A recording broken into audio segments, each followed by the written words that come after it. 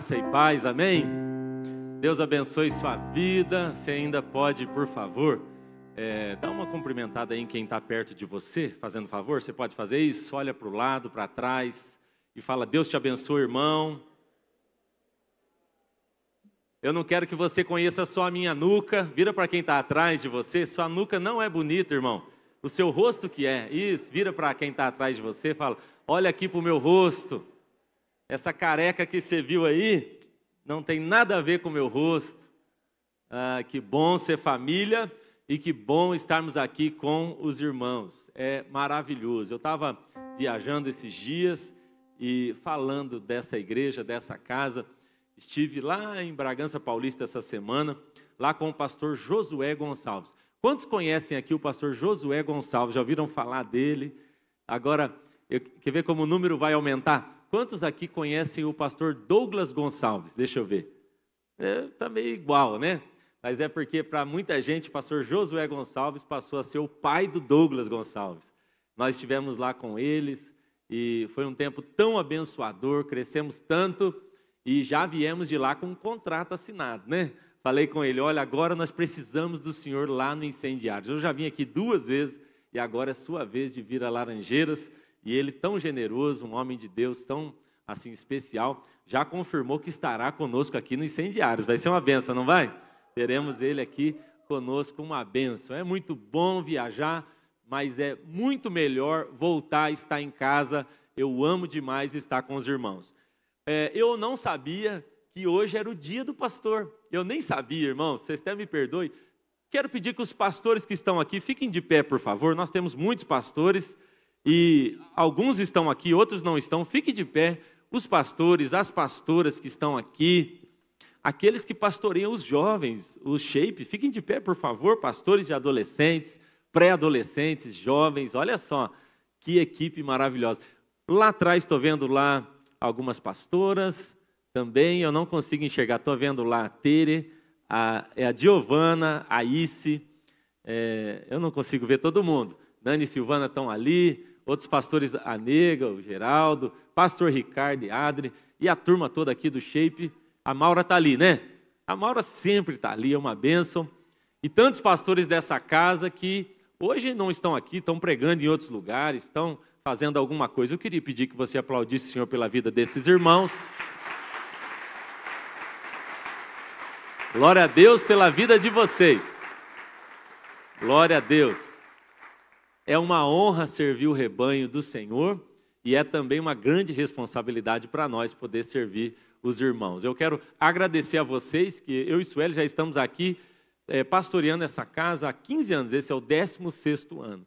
E pastorear ao lado desses outros pastores tem sido um presente para nós. Vocês são um rebanho maravilhoso. Nós louvamos a Deus pela vida de vocês e renovamos também a nossa aliança. Nossa aliança é primeiro com o Senhor, mas é uma aliança também com um lugar, que é Laranjeiras do Sul, e com um povo, que é o povo aqui de Laranjeiras. Amamos servir os irmãos, viu? Eu nem sabia, vocês até me perdoem, que eu nem sabia que hoje era o dia do pastor, então nem me preparei assim com um terno bonito para vir aqui, para tirar uma foto aqui com os irmãos. Bom, hoje nós estamos encerrando a nossa série, porque hoje é Pentecostes. Você pode falar comigo? Hoje é Pentecostes. Ó, deu até honra. Você viu? Hoje tem trilha musical aqui, gente. Eu estava lá viajando e assim orando a Deus, preparando essa mensagem. E eu falei: Sueli, não vai ser bom se eu for sozinho. Vai ser melhor se você estiver lá. Na verdade, eu sempre penso o seguinte: quando a pregação não é muito boa, aí eu penso assim, se Sueli cantar, ela resolve todos os problemas. Então, é muito bom. Sueli vai nos acompanhar aqui. E hoje, irmãos, qual que é o nosso propósito? Você deve ter percebido que essa série é uma série muito gostosa. Falamos sobre o cenáculo. E nós vamos tentar trazer também profundidade bíblica, alguma informação para os irmãos, mas não é esse o propósito aqui nessa noite, tá bom? Nosso propósito aqui hoje é ter esse tempo em família e também o de experimentar dessa presença doce do Espírito Santo, amém? Então, nós queremos, você que nos visita, você que está aqui pela primeira vez, acompanhando pela internet, você fica bem à vontade, porque para nós é muito normal isso que nós queremos fazer aqui hoje, que é de deitar no colo dele, ouvir a voz dele e permitir que ele tenha liberdade no nosso meio. Então, nós não queremos constranger ninguém e que você fique bem à vontade, mas eu tenho certeza que vai ser difícil você negar que a presença dele está te envolvendo aqui também. Tá bom, irmãos? Então, eu vou tentar pregar, mas meu principal objetivo hoje não é repartir todo o conteúdo, mas que a gente aqui juntos tenhamos assim uma experiência de fogo e de manifestação do Senhor. Nem sempre o fogo de Deus vem acompanhado de uma gritaria, né, de profecias, nem sempre. A maioria das vezes, no meu caso, vem acompanhado de um calor, de um fogo mesmo dele, e eu espero que isso hoje te toque, te envolva, em nome de Jesus. Nós temos orado para que hoje, ao terminar, você tenha tanta convicção de que Jesus falou com você, que você não tenha mais como resistir a uma vida inteira entregue a Ele. Que você seja curado, receba toque, resposta do Senhor aqui hoje. Sabemos que é isso que Ele vai fazer aqui. Amém, irmãos? Tudo bem? Nós estamos em Pentecostes. A Bíblia nos ensina sobre Pentecostes. Pentecostes é uma palavra que se refere a 50 dias após simplesmente isso. Depois da Páscoa, 50 dias depois, 49 para ser mais exato, dias depois, nós temos então a maior manifestação da história depois da vinda de Jesus Cristo, que é o Espírito Santo vindo sobre nós, permanecendo sobre a igreja. A Bíblia nos conta sobre o primeiro Pentecoste. O primeiro Pentecoste acontece em Êxodo, quando Moisés, no fogo lá do Sinai, recebe as palavras da lei. Aquele é o primeiro Pentecoste. Então, quando Moisés desce do primeiro Pentecoste, ele desce. E quando ele desce, o povo havia se corrompido. E naquele Pentecoste, milhares de pessoas morreram. Infelizmente. Mas aí vem a nova aliança. E agora nós temos o Pentecoste, que é o genuíno. Aquele Pentecoste de Êxodo era só uma tipificação. Mas agora, em Atos capítulo 2, é o Pentecoste que ele prometeu para nós. E ao invés de matar pessoas, nesse caso, elas morrem para si mesmas, mas agora estão vivendo e cheias de vida, vão viver o Evangelho puro e simples, tocando as nações até chegar nas nossas vidas. O que eu acho mais interessante é que em Atos capítulo 2, nós temos a descida do Espírito Santo. Então ele vem lá no cenáculo, e ele vem e toca, a Bíblia diz que o lugar treme, as pessoas falam em línguas, são cheias do Espírito Santo. E aí, aquilo que parece ser um evento isolado, se repete em Atos capítulo 4. Se você ler Atos 4, você vai ver que é quase uma repetição de Atos 2. E nós cremos que Atos 4 não é o segundo Pentecoste, mas muito mais do que isso, Atos 4 é a certeza de que agora todo dia pode ser Pentecoste na nossa vida. Amém, irmãos? Então, eu quero ler com os irmãos Atos capítulo 2. Para a gente contextualizar aqui a mensagem e a gente poder orar. Atos capítulo 2. Você pode imaginar que há milhares de anos isso aconteceu. Mais ou menos nesse período que a gente está celebrando aqui, 50 dias depois da Páscoa, eles estavam lá firmes. Os homens de Deus, as mulheres de Deus, foram para um lugar simples, chamado cenáculo. Um lugar de comida, um lugar meio sujo talvez, com poucos móveis, super simples. E eles estão lá. Eles estavam despretensiosos talvez, e assim como a gente hoje reunido aqui, fiéis, obedientes ao que o Senhor nos chamou para fazer. Então a Bíblia diz assim: e tendo chegado o dia de Pentecostes, eles estavam todos concordantemente em um só lugar. E de repente veio um som do céu, como de uma rajada de vento, um vento impetuoso, e encheu toda a casa onde eles estavam assentados. E então lhe apareceram línguas como de fogo, que se repartiram e pousaram sobre cada um deles. Diga comigo, sobre cada um deles. Legal demais isso. E o verso 4 diz: e todos foram cheios do Espírito Santo. E agora começam a falar em outras línguas, conforme o Espírito Santo lhes concedia falar. E em Jerusalém estavam habitantes, judeus, homens religiosos, de todas as nações debaixo do céu.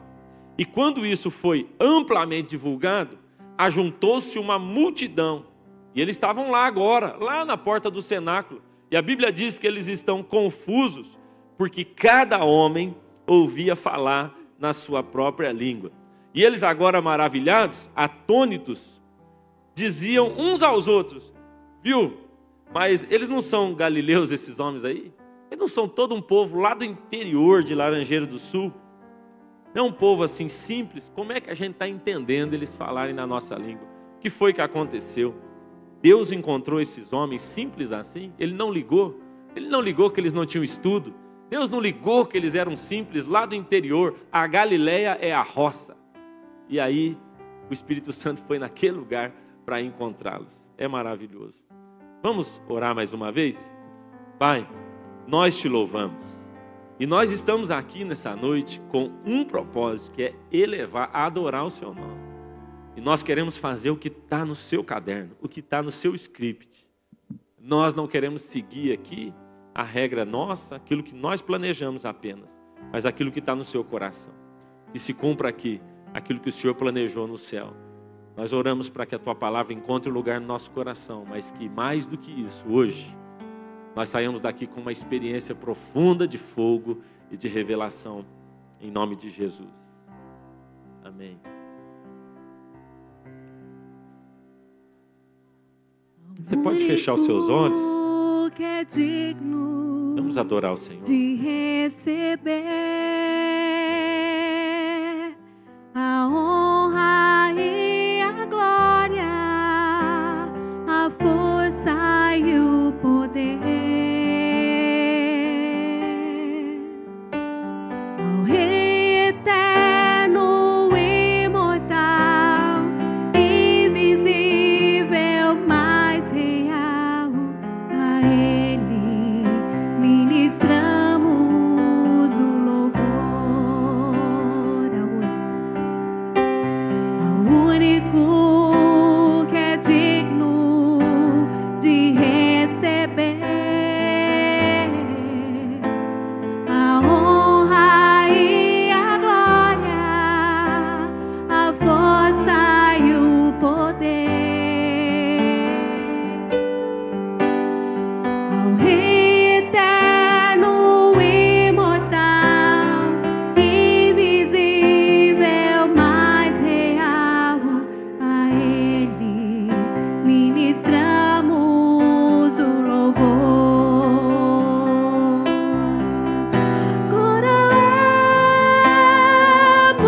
Coroamos a Ti, ó Rei Jesus.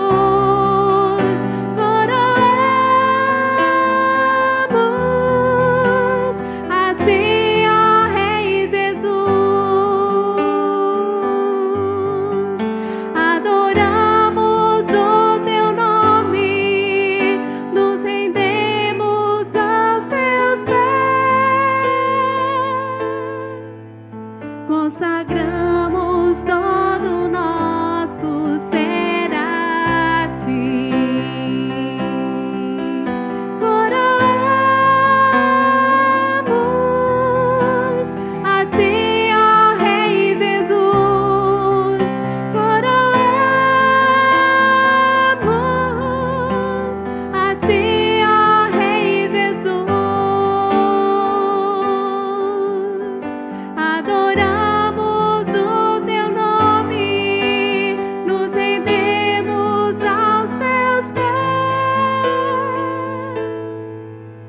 consagramos todo o nosso ser a Ti. Consagramos todo o nosso ser a Ti. Consagramos todo o nosso ser a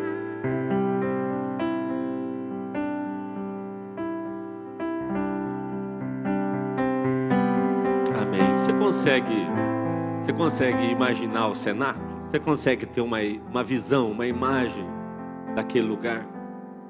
Eu não sei se você viu, Nós postamos alguns vídeos daquele lugar. É muito simples, irmão. E eu vou insistir nisso porque chama a minha atenção. Tivemos lá, o Nani estava lá comigo, naquele lugar. Não dá para acreditar que Jesus escolheu aquele lugar. Não dá para acreditar que Deus escolheu derramar o Espírito Santo dele num lugar tão simples. Mas a verdade, irmãos, é que o Senhor está procurando exatamente o simples. Bem-aventurados são os simples, é o que a Bíblia diz. A verdade também, irmãos, é que o Senhor não está muito preocupado com o lugar. É claro que nós falamos aqui, lugares importam, lugares marcam nossa vida, geram uma lembrança, uma memória, mas o Senhor não está procurando um lugar. O Senhor está procurando um coração. É sobre isso a nossa conversa aqui. Quando Jesus está conversando com aquela samaritana, as pessoas diziam, Jesus está no lugar errado. Não era para ele estar em Samaria, aquele é o lugar errado. A samaritana está fazendo a coisa errada. E Jesus vai para aquele lugar. E quando Jesus entra um pouco mais profundo na conversa, vocês lembram que a mulher começa a querer falar de lugar? E ela fala assim, espera aí, a nossa conversa é sobre um lugar. Nós devemos adorar nesse monte ou naquele monte? E Jesus corta ela. Ele diz, não é sobre um lugar, é sobre um coração de adorador. Nem ali e nem lá. A verdade é que o meu Pai procura verdadeiros adoradores, aqueles que o adoram em espírito e em verdade. O Senhor está procurando corações. Essa é que é a verdade. Sabe, irmãos, uma das coisas mais maravilhosas do Evangelho é que nós nunca ficamos sem herança. Se você é filho do Senhor, aceitou Jesus como seu Senhor e Salvador, é maravilhoso como a Bíblia deixa claro que você agora é um herdeiro. A Bíblia diz que nós, ao aceitarmos Jesus como Senhor e Salvador, ao entrarmos para essa família maravilhosa, nós recebemos uma herança maravilhosa. E a Bíblia diz que nós agora somos herdeiros de Deus e co-herdeiros com Cristo. Essa é a notícia mais maravilhosa dessa noite. Que você é um herdeiro de Deus e co-herdeiro com Cristo. Ou seja, tudo que Jesus herdou, Ele repartiu com a gente. Tudo que é do Pai é nosso. Essa é uma notícia maravilhosa. A gente precisa entender ela um pouco mais. A Bíblia nos garante que nós temos um Pai generoso. Romanos 8,32. Aquele que não poupou nem mesmo seu filho, como também não nos dará todas as demais coisas. Temos um Pai generoso e maravilhoso. Hebreus ainda vai dizer assim, sem fé é impossível agradar a Deus, porque é necessário, escute isso, é necessário que aquele que se aproxima de Deus, hoje estamos perto dele, amém? Mas a Bíblia diz que ao nos aproximarmos dele, nós temos que crer em duas coisas. Crer que ele existe e crer que ele é galardoador. Ele é generoso e presenteador. Isso é necessário, irmãos, para a gente viver o Evangelho. Se a gente não entende que Deus é generoso, abençoador e que nos deu por herança algo tão precioso, nós vamos ter dificuldade de usufruir daquilo que já é nosso. Você lembra do irmão mais velho do filho pródigo? Lembra como ele tinha dificuldade? E um dia ele está amargurado, revoltado, como se ele não tivesse recebido nada. E ele vai conversar com o pai, porque ele está bravo de ver o irmão recebendo algo precioso. Ele vai falar com o pai, e você deve se lembrar da mensagem. E ele disse assim, há tantos anos eu te sirvo com tanta fidelidade. Ou seja, eu nunca faltei num culto, eu estou aqui sempre. Eu faço as coisas direitinho, mas o Senhor nunca me deu um cabritinho. Olha que mentalidade de órfão desse menino. Ele está dentro da casa do pai, ele é o herdeiro, inclusive é o mais velho, é o que vai receber mais herança. Ele está com tudo à sua disposição, mas ele não conheceu o coração do pai. E agora ele está dizendo, nem um cabritinho, olha só que dó que dá dele. E o pai responde ele. Qual é a resposta do pai para ele? Tudo que é meu é teu. Eu não achei que precisava falar, e você podia pegar um cabrito a hora que você quisesse. Tudo o que é meu, eu já te entreguei, eu já reparti. Sabe, irmãos, quando a gente fala do Espírito Santo, nós precisamos ter isso aqui em mente. Porque A Bíblia nos garante que Ele já nos deu o Espírito Santo, amém? Ele já nos entregou. Eu estou insistindo nisso porque parece que de vez em quando a gente encontra uns crentes que eles estão assim, mendigando um pouquinho do Espírito Santo, da herança que é dele, como se ainda não fosse nosso. Então Jesus falou com os seus discípulos e disse: se um filho te pedir peixe, você vai dar cobra? Se o filho te pedir pão, você vai dar pedra? Ou se o filho te pedir um ovo, você vai dar um escorpião? Agora, se vós, sendo maus, sabem dar coisas boas, quanto mais o vosso Pai que está no céu vos dará o Espírito Santo sem medida. Olha o que ele está dizendo. Gente, é uma questão de mentalidade. Você não daria uma coisa ruim para o seu filho. Quanto mais o Pai que está no céu não nos daria o Espírito Santo. Você consegue entender isso, irmãos? Então é sobre entender que eu já herdei, que eu já recebi, e que eu não estou aqui nessa noite para receber do Espírito Santo. Quantos aceitaram Jesus como Senhor e Salvador da sua vida? Levanta a sua mão. Louvado seja Deus. Fala para quem está do seu lado: você é herdeiro de Deus, co-herdeiro com Cristo, e esse presente já está dentro de você. Já está dentro de nós. Sabe, irmãos, há 2000 anos, os discípulos estavam no cenáculo, assim, orando e clamando a Deus para receber o Espírito Santo. 2000 anos depois, nós estamos aqui, não mais para pedir que o Espírito Santo venha sobre nós, mas para pedir que agora Ele mesmo abra os nossos olhos, para a gente enxergar aquilo que já está dentro de nós. Amém, irmãos? Já está com a gente. Você não precisa mais orar pedindo o Espírito Santo. Agora a nossa oração é: Deus, me ajude, como filho e filha do Senhor, a usufruir da herança que o Senhor já depositou dentro de mim. Amém? E essa é a primeira oração que eu quero fazer com os irmãos. Feche os seus olhos, por favor. E a minha oração aqui é para que o Senhor abra os nossos olhos, para que Ele abra os nossos sentidos espirituais. Talvez, irmãos, tenha gente aqui que veio pela primeira vez aqui e hoje já vai ser cheio do Espírito Santo, já vai transbordar dele na sua vida. E você que já está aqui há tanto tempo, em nome de Jesus, hoje seus olhos vão se abrir e você vai se tornar amigo do Espírito Santo. Coisa triste eu encontrar crente de muitos anos que você olha para ele e há uma frieza. É alguém que se acomodou. Eu não conheço um amigo do Espírito Santo que consegue ficar acomodado. De verdade, irmão, eu não conheço um amigo do Espírito Santo que está preocupado em passar vergonha. De verdade, eu não conheço.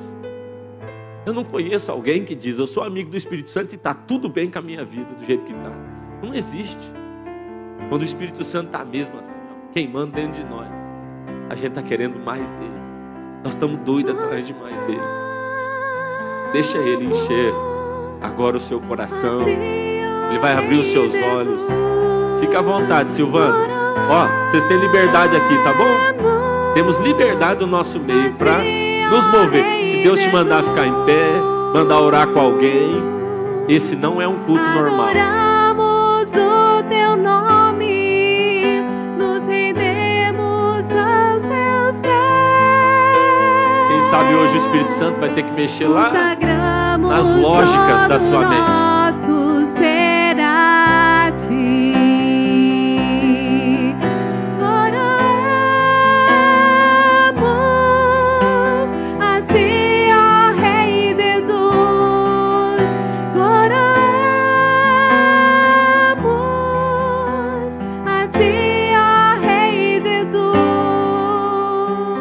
Se você tem alguma enfermidade, põe a sua mão na região da enfermidade. Se você conhece alguém enfermo, comece a clamar por ele agora. Espírito Santo, visita-nos nessa noite. Se manifesta no nosso meio, se mova em nós, em nome de Jesus. Com toda a liberdade. Com toda a liberdade. Não vai fazer sentido alguma coisa aqui hoje. Alguma coisa não vai fazer sentido. Consagramos Qual foi a última vez que o Espírito Santo te levou a passar uma vergonha daquelas? E você não se preocupava. Você não estava nem aí. Teve uma fase que você não ligava. Ele está dizendo, vamos de novo voltar para esse lugar. É nesse lugar que eu quero te colocar.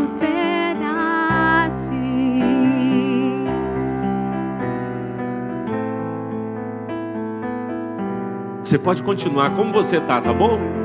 Você tem liberdade. Se você quiser ajoelhar, vir para o altar, eu vou continuar tentando pregar.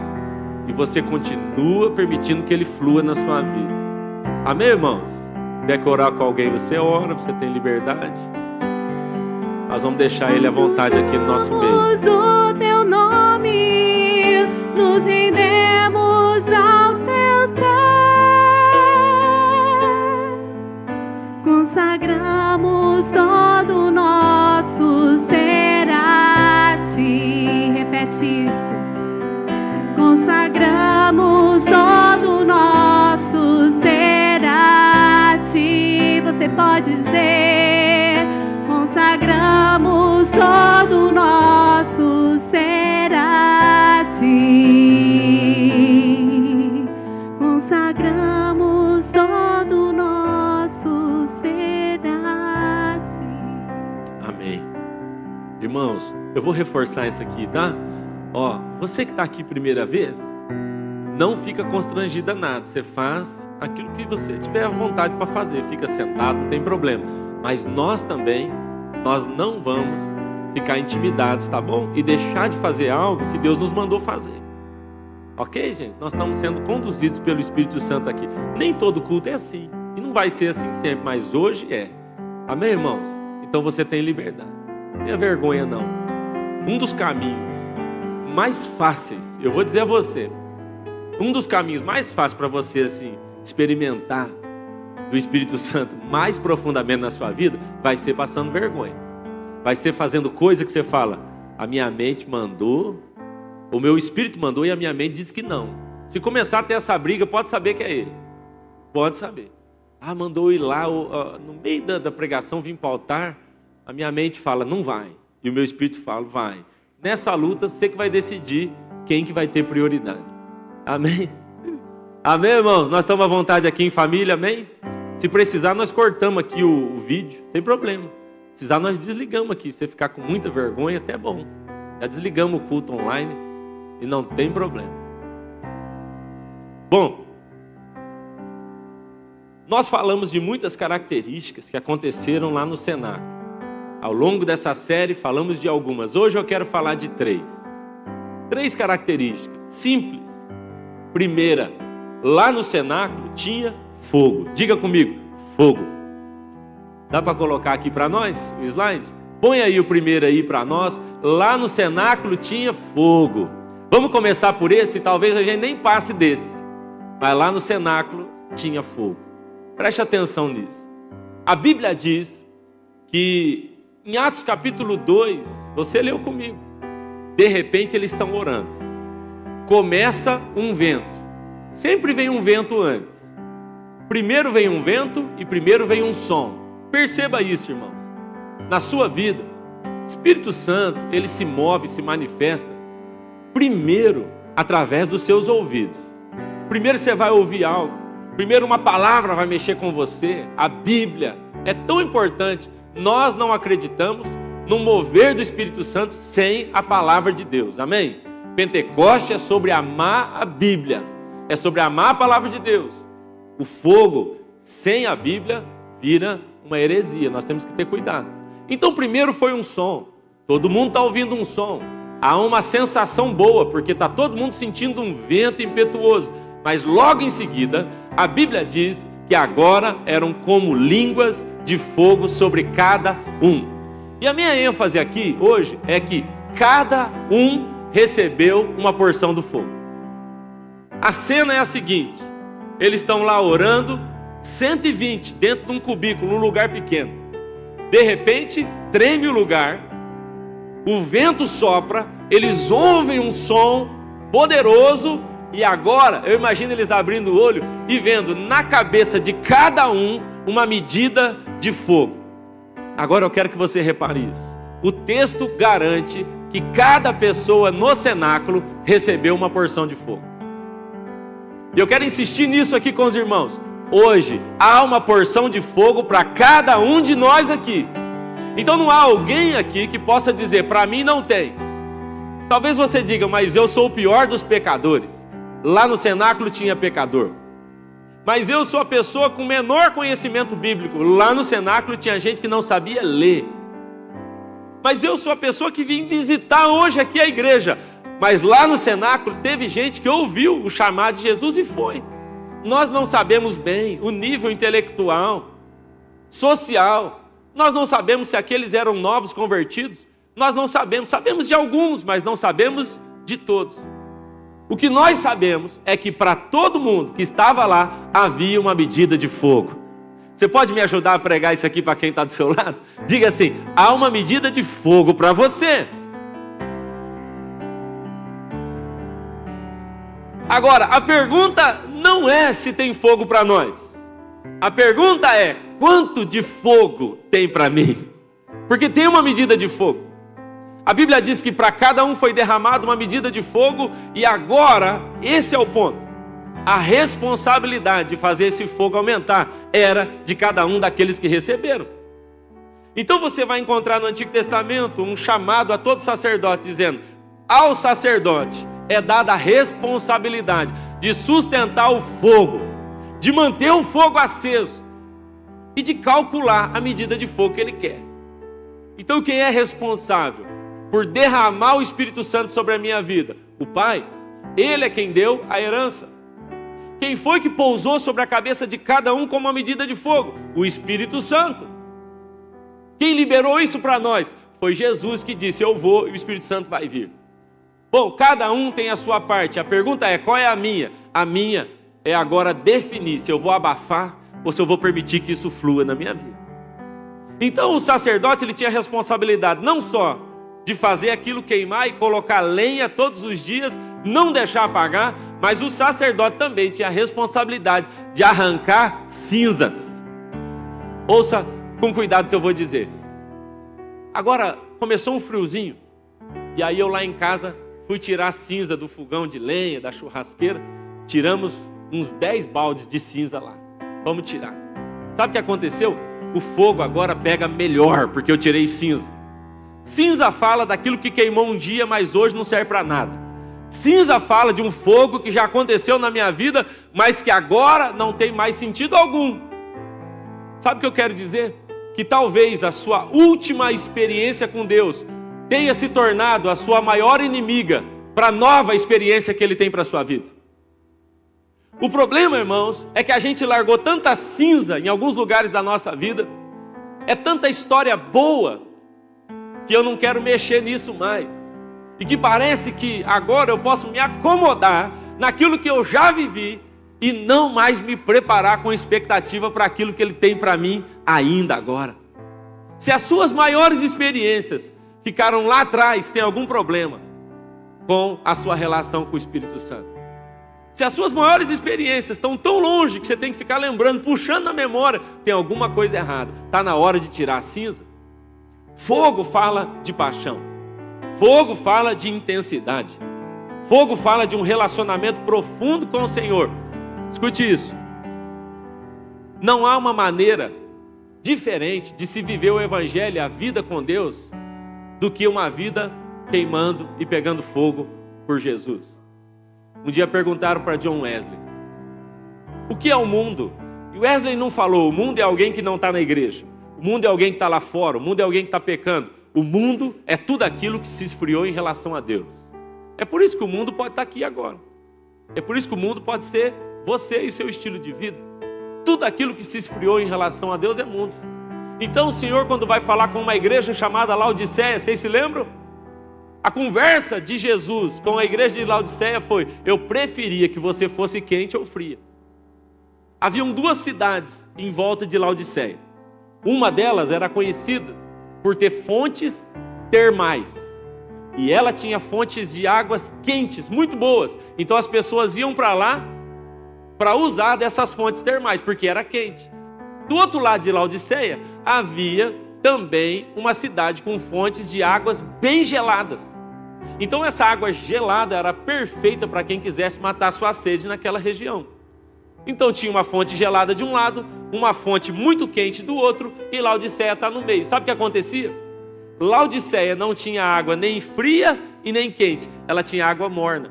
E quem bebia da água de Laodiceia vomitava, passava mal. Então eles tinham um problema, porque apesar de serem ricos, eles não tinham água boa. E é por isso que Jesus fala: quem dera se fosse frio ou quente, mas você se tornou morno, é pior. Irmãos, é claro que Jesus não quer que nenhum de nós aqui fique frio.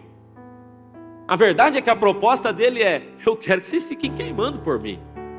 O fogo de Deus em nós é o que caracteriza, de fato, que somos evangélicos, que somos cristãos.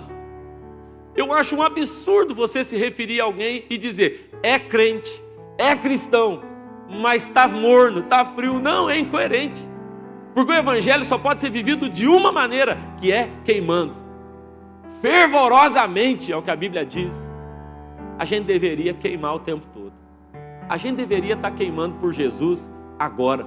A gente deveria estar queimando por Jesus antes do louvor começar. Antes de vir para a igreja. Porque esse é o estilo de vida dos homens de Deus. Quando Deus chama Moisés e diz: eu tenho a maior missão dessa geração para você, ele diz: só que antes de eu te dar uma missão, eu quero que você tenha uma imagem. E é a imagem que você vai perseguir na sua vida. E ele mostra uma sarça que queima e não se consome. Lembram? É uma sarça que está pegando fogo. É como se Deus dissesse: esse precisa ser o seu estilo de vida, Moisés. É assim que eu quero que você faça. Sabe, irmãos, na minha vida, eu já tive vários momentos assim em relação à presença de Deus. Eu tenho muita vergonha de dizer a vocês que, como pastor, muitas vezes eu me esfriei. Mas eu não me esfriei a ponto de deixar, de abandonar, ou de me envolver com o pecado, um escândalo, mas me tornei morno. E a minha pergunta sempre foi: o que é pior? O que é pior? Me tornar um morno no púlpito, pregando, ensinando, vestindo a camisa da Zoe, de evangélico? O que é pior? Ou viver uma vida no pecado? Quando Jesus falou com Laodiceia, ele falou: está na hora da gente voltar a queimar. Está na hora. Irmãos, eu vim aqui te fazer um apelo. Hoje, em Pentecoste, eu vim aqui te fazer um apelo para você permitir que o Espírito Santo volte a queimar o seu coração.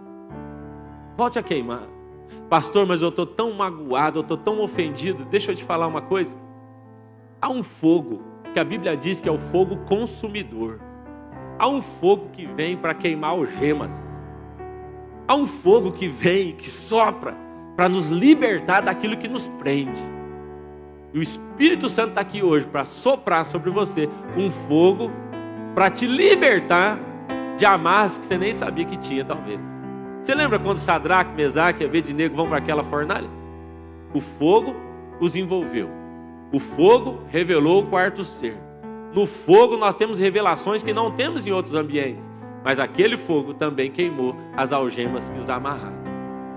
Então hoje eu quero te convidar a permitir que o fogo lá de Pentecostes, volte a queimar no seu coração. Eu acho que eu estou falando com alguém aqui. Alguém que já queimou mais do que queima hoje.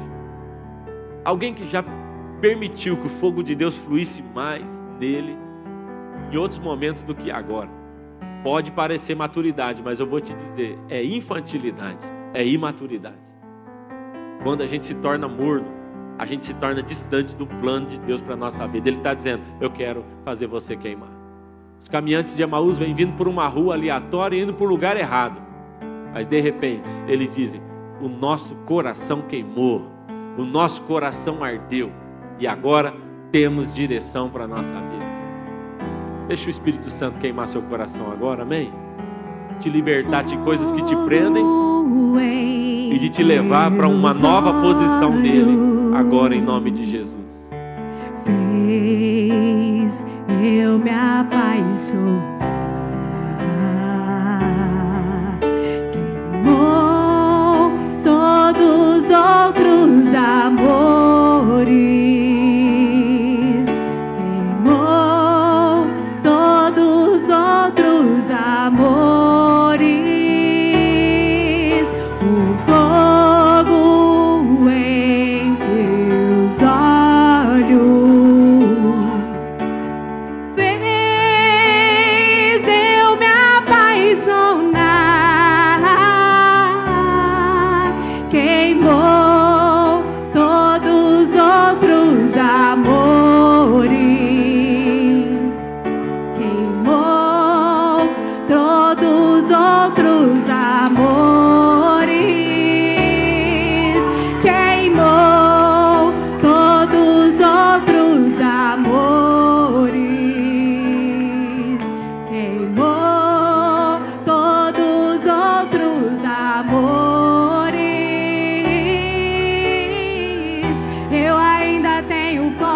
repetir isso? Quem tem fome aqui ainda? Você ainda tem interesse nele? Sua paixão foi uma estação da sua vida? Passou? Eu ainda tenho fome. Se você ainda tem fome, repita isso. Eu ainda tenho fome. Eu não estou saciado, Espírito Santo.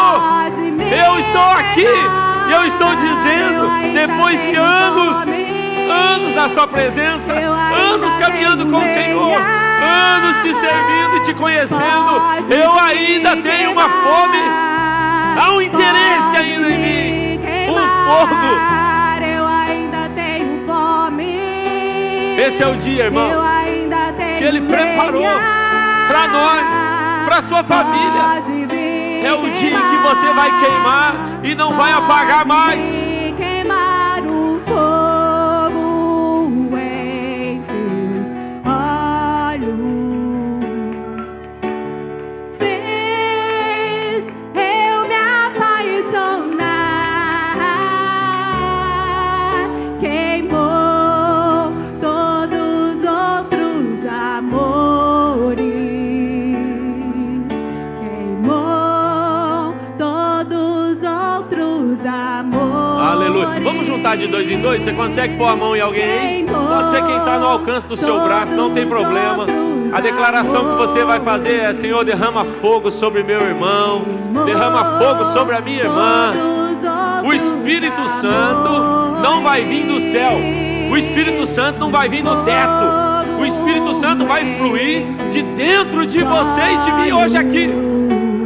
Então libera isso agora, deixa fluir. A Bíblia está dizendo, porque se você beber da fonte que eu te der, da água que eu te der, do teu interior, lá dentro vai ter uma fonte que vai jorrar, vai ter um rio dentro de você. Deixa fluir. Está muito parada essa água, meu Deus do céu. Deixa fluir. Espírito Santo, rompa agora em nome de Jesus. Rompa, Espírito Santo, de dentro para fora. Flua através das nossas vidas. Toca nesse irmão, toca nessa irmã. Queimou todos os outros amores. Queimou todos os outros amores. Queimou todos os outros amores. Queimou todos os outros amores. Eu ainda tenho fome, eu ainda tenho lenha. Pode vir queimar, pode me queimar. Eu ainda tenho fome, eu ainda tenho lenha. Pode vir queimar, pode me queimar. Eu ainda tenho fome, eu ainda tenho lenha. Pode vir queimar, pode me queimar. Eu ainda tenho fome, eu ainda tenho lenha. Pode vir queimar, pode me queimar o fogo em teus olhos. Fez eu me apaixonar. Queimou todos os outros amores. Queimou todos os outros amores. O fogo em teus olhos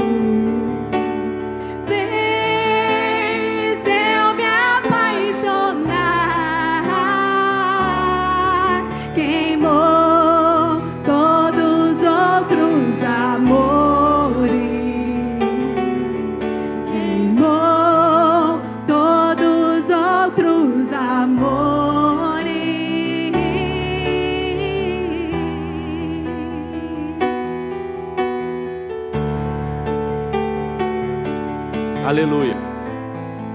Irmãos, você pode continuar onde você está. O ponto aqui é que isso não precisa ser só aqui. Tá bom? Então nós não vamos trabalhar com misticismo. Nossa ideia é, nós vamos curtir o que está acontecendo aqui dentro. E quando a gente sair, a gente só vai continuar isso aqui. Amém? Deixa fluir na sua vida. Você vai me ouvindo aí enquanto eu vou tentando falar. Fica à vontade para ficar em pé, para sentar. Não tem problema. Nós falamos que hoje trataríamos de 3 marcas do cenáculo. A primeira é o fogo. Diga comigo, fogo. Diga para quem está do seu lado, fogo sobre a sua vida. Amém? O fogo que me leva para um lugar mais alto nele. O fogo que queima o que me prende. Esse fogo está sobre a sua vida. O fogo que gera uma paixão em mim, que me faz continuar caminhando até o último dia. O fogo que mantém a tocha acesa para quando ele vier me encontrar como uma noiva preparada para ele em nome de Jesus. Esse fogo que queima no seu coração agora vai alinhar a sua vida novamente. Essa é uma noite de alinhamento. Não é um alinhamento com a igreja, é um alinhamento com o Espírito Santo. Ele está tentando falar com a gente. Ele está tentando dizer que Ele é o dono, que Ele orienta. A gente está tomando decisões sem consultar Ele. Essa é uma noite de alinhamento. O primeiro é o fogo. E o segundo é o propósito. Diga comigo, propósito. Amém. Uma das coisas, irmãos, que a gente precisa se lembrar, que aconteceu lá em Pentecoste, escuta isso, é que lá em Pentecoste, Deus deu sentido e significado para a vida daqueles irmãos. Então, eu quero que você escute muito bem o que eu vou dizer aqui. Fogo sem propósito é desperdício. Não faz sentido a gente arrumar uma gritaria aqui dentro. Eu gosto da gritaria, tá bom? Pode gritar, eu gosto da Dona Marinês, faz aquela águia dela, né? Fica à vontade, aqui nós estamos em casa. Todo mundo, você pode gritar, você pode ficar à vontade. Agora nós temos que dar sentido para tudo isso. Amém, irmãos? Porque se a gente ficar aqui orando em línguas, a Bíblia fala, você ficar orando em línguas e se movendo assim, e se a sua vida não aponta para Jesus, nós estamos todos perdidos então, né? Não é verdade? Nós não queremos pessoas profetizando e quando a gente olha para a vida delas, não parece Jesus. Nós não queremos pessoas orando por cura e quando a gente vai ver na casa, não tem um testemunho com a sua família, com o seu cônjuge, por exemplo. Nós não queremos. Você entende que nós não estamos interessados num fogo solto, num fogo estranho. Nós queremos o fogo do Espírito Santo. Então o que aconteceu? A Bíblia diz que quando aqueles homens receberem do fogo, eles recebem do fogo, começam a orar em outras línguas e agora o Senhor começa a usar eles lá fora. Então agora a Bíblia diz que as pessoas que estão lá fora começam a entender o que eles falam na sua própria língua. Sabe, irmãos? Quero saber, as pessoas entendem o que você fala? As pessoas entendem mesmo o evangelho que você diz viver? Quando elas andam com você, é possível entender o Jesus que você diz servir? Porque às vezes a gente fica confuso. A pessoa fala, sou evangélico, mas daí, irmão, tem uma confusão na vida dela, você fala, que estranho. Ela fala que é de Jesus, mas nada nela parece com Jesus. A Bíblia diz que aqueles homens agora estão apontando para Cristo. Todo mundo olha para eles e fala, é de Jesus, está acontecendo alguma coisa. E escute o que eu vou dizer. O Espírito Santo não vem sobre nós para dar sentido para a nossa vida. O Espírito Santo está em nós, não para cumprir os nossos desejos. O Espírito Santo está em nós, não para realizar as nossas vontades. O Espírito Santo agora em nós está procurando um caminho para se manifestar lá fora através de nós. Então o desafio não é ficar encontrando sentido para a minha vida, mas é dar propósito para aquilo que Ele derramou em mim agora. Você entende isso? A pergunta não é você entender o sentido da vida. A pergunta é, você já encontrou um caminho para fazer fluir aquilo que Ele derramou dentro de você? Nós não podemos sair por aí cheios do Espírito Santo sem um propósito. Escuta isso aqui, irmão. Eu quero que você imagine a cena. A Bíblia diz que tem 120 irmãos dentro daquele lugar. Quantos daqueles você sabe o nome? Quantos você conhece o nome deles? Fala aí para mim. Ah, Pedro estava lá, é verdade. Quem mais estava lá? Um ou outro apóstolo, os discípulos, tudo bem. Mas você vai saber o nome de uns 10, mas você não sabe o nome de 110. É ou não é? Por que eu estou dizendo isso? Porque às vezes a gente torna a coisa tão mística que parece que agora fazer a obra de Deus é cantar no microfone, é pregar num púlpito desse. Fazer a obra de Deus é sobre ter um cargo. Preste atenção. Pelo menos 110 daqueles homens que estavam lá dentro, 10 eram apóstolos, foram servir, foram pregar, foram cuidar da igreja, tá certo. E o restante? Segunda-feira, acabou o Pentecoste, o fervo passou, e agora? Aqueles caras estão cheios do fogo, eles foram voltar. Um era latoeiro, o outro era dono de casa, o outro era um professor na escola, o outro fazia o quê? Era pescador. E sabe o que acontece com esses homens? Eles não seguiram vivendo aquilo só lá dentro. A questão é, o que vamos fazer quando nós saímos daqui? Esse é o ponto. O fogo em nós só subsiste se ele consegue ser aplicado na segunda-feira na nossa vida. Quando você for atender alguém, quando você for dar sua aula, quando você for fazer um negócio, quando você for limpar a sua casa. E agora nós temos aqueles homens. Eu acho maravilhoso, porque é claro que o nosso foco está nos apóstolos. Ah, os apóstolos agora, a gente fala, Pedro cheio do fogo, tá até o Pedro, mas e o Zé?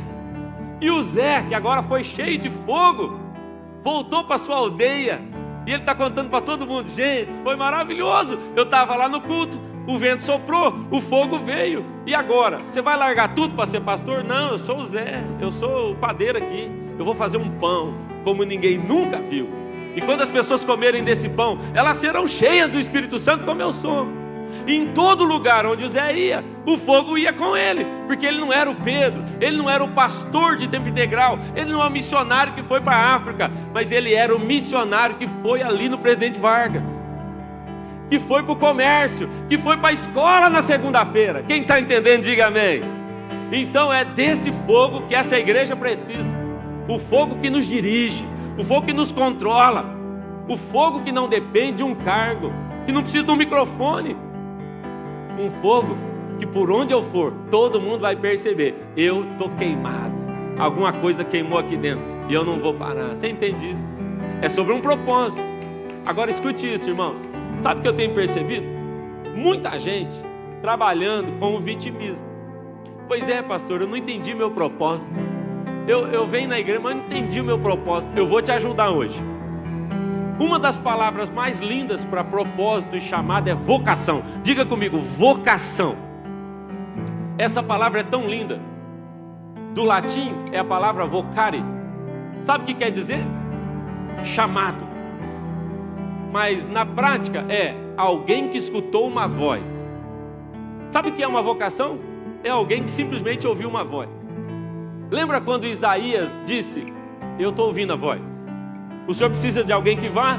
Eis-me aqui. E que aquilo é vocação. Sabe quando os discípulos disseram, que ouviram Jesus dizendo, olha, venha até mim, eu vou fazer vocês pescadores de homens. A vocação é o resultado da vida de alguém que ouviu uma voz. A ênfase não está nem no que você vai fazer, a ênfase não está nem nas suas qualificações, nem para o que você foi chamado. A ênfase está a voz de quem você ouviu. E hoje nós vamos sair daqui com um propósito, com um chamado, porque você vai ouvir a voz dele, te dizendo, vamos fazer discípulo lá fora. Eu não sei por que eu fui chamado, eu estou te garantindo, você foi chamado para fazer discípulos de todas as nações. Uma voz te chamou, essa é a sua vocação. E nós vamos orar, para que Deus nos dê sentido e significado, e que a gente consiga fazer fluir desse fogo por onde a gente for, amanhã bem cedo, amém? Vamos lá. Peça a Ele, Senhor, não me deixa perder isso aqui. Eu quero amanhã dar sentido e significado para tudo o o que está acontecendo aqui não vai apagar, não vai parar, não vai ficar só aqui dentro. Eu ainda tenho fome. Eu quero viver. Eu ainda tenho lenha. A missão que o Senhor me chamou para viver. Pode vir queimar. Pode vir queimar o fogo em teus olhos. Fez eu me apaixonar. Queimou todos os outros amores. Queimou todos os outros amores. Amém. Levanta suas mãos assim bem alto e fala com o Senhor. Pai, me livra de não dar sentido para esse fogo todo aqui. Me livra, Senhor. Eu me apaixono. Me livra de ter esse fogo todo dentro de mim e não encontrar um caminho para ele fluir através de mim. Refaça a sua aliança com o Senhor. Diga a Ele: eu assumo o meu lugar. Eu assumo o meu lugar. Eu quero ser um discipulador. Eu quero ser um líder. Eu quero cuidar dos meus irmãos. Eu vou fazer aquilo que o Senhor me chamou para fazer. Esse fogo vai fluir de mim de alguma maneira. Amém. Sabe qual é o terceiro aspecto? Eu já vou encerrar. Terceiro aspecto está relacionado a esse. Então nós falamos que o primeiro é o fogo, o segundo é o propósito. Sabe qual que é o quarto? O terceiro? O terceiro são os dons. Diga comigo, dons. Então a Bíblia diz que aqueles homens que estavam lá dentro nem sabiam o que era dom. A Bíblia diz que eles recebem o fogo. Eles agora têm sentido para a vida, um chamado. Mas a Bíblia diz que eles fazem isso a partir de uma ferramenta. Ferramenta. Preste atenção no que eu vou dizer aqui, irmãos. Deus criou o mundo em 6 dias. No 7º ele descansou. Por que Deus fez o mundo em 6 dias? Por que Ele não fez tudo num dia só? Quantos aqui acham que Deus podia ter feito tudo de uma vez só? Quem acha? Ele podia ter feito num dia só, sim ou não? Ele tinha poder para fazer em um dia? Ou você acha que ele ficou olhando no relógio? Ah, hoje ficou tarde. Você acha que 6 horas ele bateu o ponto e falou, acabou para mim hoje? Não. Ele podia ter feito num dia. Ele faz em 6 e descansa no 7º, sem estar cansado, porque Ele é um Deus de processos. E tudo que Deus faz, Ele faz para dar sustentação para aquilo que Ele vai fazer depois. É por isso que tem coisa que você está pedindo para Deus lá na frente, você não está recebendo, porque aquilo que Ele quis fazer na sua vida hoje, você não permitiu. Então se você tivesse deixado Ele tratar no seu coração aqui, as coisas que você está esperando lá na frente, você já tinha recebido. Mas escute isso, Deus vai trabalhando por partes da nossa vida, são processos. Quando Ele faz a separação do firmamento, Ele estava preparando para depois ir criando as outras coisas. Cada coisa que Deus fazia dava sustentação para o que Ele faria depois. Você está entendendo? Ou seja, quando Deus criou o boi, Ele não ficou preocupado com o pasto. Sim ou não? Porque Ele tinha feito o pasto antes do boi. Sim ou não? Deus nunca faz a coisa assim, ó. Ai, e agora? Acabei de fazer um boi, o que eu vou dar para ele comer? Você acha que Deus fica assim? Não, Ele fez o pasto, depois Ele colocou o animal lá, estava tudo bem. Quando Deus te chamou, colocou fogo em você e te chamou para um propósito, Ele não te fez e falou, e agora? Não, Ele fez, e quando você entendeu o seu chamado, dentro de você já havia um dom, uma ferramenta para que você pudesse exercer aquilo que Ele te chamou para viver. Então quando você amanhã for manifestar desse fogo que está dentro de você, entendendo o seu chamado e propósito, você não vai precisar manifestar pensando, será que eu tenho algum dom? Não, Ele já colocou o dom em você antes de chamar para o propósito, amém, irmãos? Já estava lá o cordeiro antes de Abraão enxergá-lo. Deus é maravilhoso, Ele faz as coisas de um modo certo. Quando a gente olha para a Bíblia, a gente percebe que dons são ferramentas que Deus nos dá para que a gente exerça bem aquilo que Ele nos chamou para fazer. Então você, cheio do Espírito Santo, você tem dons maravilhosos. Está na hora, irmãos, da gente permitir que esses dons comecem a aparecer, comecem a fluir. Sim ou não? Está na hora daquilo que Deus colocou em nós, as ferramentas que estão em nós, começarem a ser utilizadas para um fim proveitoso. Ou você acha que esses dons, esses talentos que você tem, são coisas apenas naturais? A gente confunde muito. Eu acho não, eu tenho facilidade nessa área. Irmão, você não sabe. Isso tudo que Ele colocou em você é graça, é favor, para que você pudesse agora cumprir o chamado que Ele tem para a sua vida. A minha mãe dizia, desde pequenininho, você era dessa forma, é por isso que você é pastor. Não, Ele me deu a ferramenta, e aí quando Ele me chamou para ser pastor, eu já tinha a ferramenta, porque Ele já havia colocado na minha mão. Então você não precisa se perguntar, será que eu vou dar conta? Não, o que você precisa se perguntar é, qual é o dom que Ele colocou à minha disposição, porque eu vou manifestar o fogo que está dentro de mim. Amém, irmão? Já está em nós. A Bíblia diz, uns foram chamados para apóstolos, outros para profetas, outros para mestres, evangelistas e pastores. Mas além disso, a Bíblia fala que alguns foram cheios de outro tipo de dom. Por exemplo, o dom de sabedoria, de conhecimento, de fé, de curar, de milagres, de discernimento, de línguas, de interpretação de línguas. Que às vezes você fala, eu não sei se eu sou pastor, sou mestre, sou apóstolo, sou evangelista. Calma aí, você vai descobrindo aos poucos, fica tranquilo. O que eu quero te garantir é que há algo de Deus dentro de você para cumprir o chamado de Deus para a sua vida. Mas eu não sei, então preste atenção. Deus está te dando o espírito de sabedoria, de conhecimento, de fé, unção para curar, um dom de milagres, de discernimento de línguas, de discernimento de línguas. Mas a Bíblia também fala sobre o dom de servir, o dom de gerar ânimo nos outros, o dom de ofertar, o dom de liderar, o dom de misericórdia. Irmãos, são vários. E você carrega um deles. Diga para quem está do seu lado, você carrega um ou muitos deles sobre a sua vida. Lembra que eu falei que Ele é generoso? Lembra que eu falei que você é herdeiro, herdeira? Ele não deixou você de fora. Alguma coisa dessas está dentro de você. A pergunta é, vamos permitir isso fluir através de nós, amém? Há um propósito, há um fogo, há uma ferramenta. Só não fazemos se a gente não quiser. Já está tudo à nossa disposição. Amém? Fique de pé, você que está sentado aí, e me ajuda aqui, por favor.